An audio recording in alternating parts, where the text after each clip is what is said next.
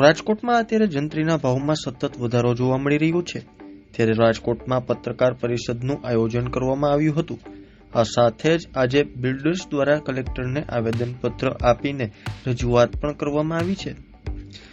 રાજ્ય સરકાર દ્વારા જંત્રીના સૂચિત દરમાં કરાયેલા તોતિંગ વધારાની સામે બિલ્ડર્સે હવે સરકાર સામે બાયો ચડાવી છે।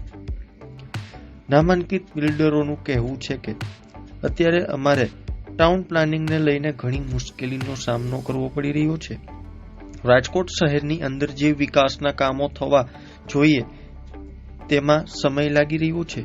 જો તંત્ર દ્વારા ટીપી પ્લાનિંગને લઈને અને બિલ્ડર્સના પ્રશ્નોનું નિરાકરણ લાવવા માટે સારા અધિકારીને નિમણૂક કરવામાં આવે તો રાજકોટ શહેરના અટકેલા વિકાસના કામોને વેગ મળી શકે છે। ત્યારે જુઓ અમારો ખાસ અહેવાલ। અત્યારે ટીપીમાં પણ ખૂબ ટાઈમ લાગે છે।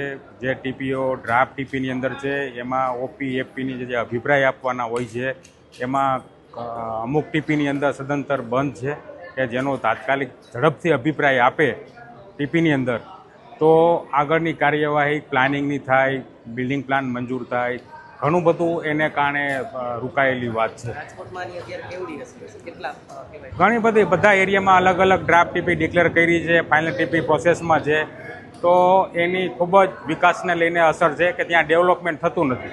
અત્યારે બીજા આપણા સિટી અમદાવાદ, સુરત, વડોદરાની કમ્પેરમાં આપણું રાજકોટ ટીપીની અંદર ઘણી ખૂબ ધીમી પ્રોસેસ છે, એને કારણે ઘણો ધીમો વિકાસ થાય છે કે સર્વાંગી વિકાસ થવો જોઈએ સિટીનો, બરોબર, એ થતો નથી। ના, વારંવાર અમે રજૂઆત કરેલી છે, બરોબર, ટીપીને લઈને, બરોબર, કે અમને સારા અધિકારી આપીને અમારા જે ટીપીના પ્રશ્નો છે, બરોબર, એ ઝડપથી એને સોલ્વ કરો, એ અમારા માટે ખૂબ અગત્યનું છે।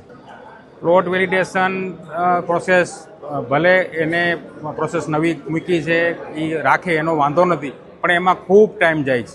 પરેશભાઈ આપ હમણાં જેમ કીધું એમ મિનિમમ પ્લોટ વેલિડેશનમાં 3 મહિના લાગે છે અને એની અંદર અમારી કપાત કરેલી જગ્યાનું પર અમારે જાળવણી કરવાની આવે એ બહુ જટિલ પ્રશ્ન છે।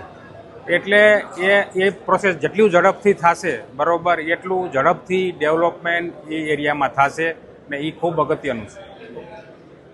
જે રજૂઆતો મળે છે એને ધ્યાને રાખી સરકારશ્રીએ ઓનલાઈન પોર્ટલમાં વાંદા સ્વીકારવાની પ્રક્રિયા ચાલુ કરી દીધી છે।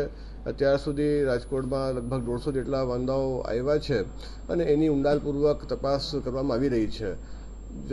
લોકોની માંગને જોતા હવે ઓફલાઈન વાંદા સ્વીકારવાનું પણ ચાલુ કરી દેવામાં આવ્યું છે। તાલુકા મામલતદારશ્રીની કચેરી, ડેપ્યુટી કલેક્ટરશ્રીની કચેરી અને કલેક્ટર કચેરીમાં આ વાંદાઓ રજૂ કરી શકાય છે અને ઓનલાઈન પણ વ્યવસ્થા ચાલુ છે।